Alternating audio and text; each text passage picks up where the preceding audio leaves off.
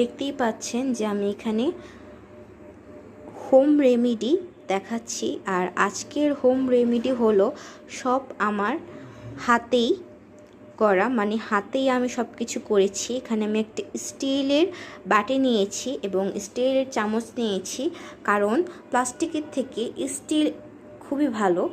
এবং আমি এখানে নিয়েছি, আজকে আমি মুখের মাস্ক বা মুখে এটা বলতে পারেন ফেস ওয়াশ।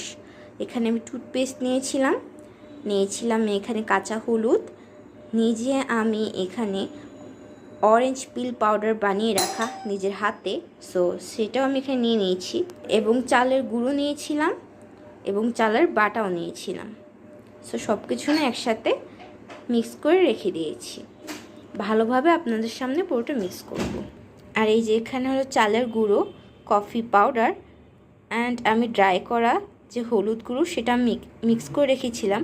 আর অর্ধেকটা আমি এখানে অল্প কয়টা দেখাচ্ছি। এখানে আমি ড্রাই ফেস ওয়াশ বলতে পারেন,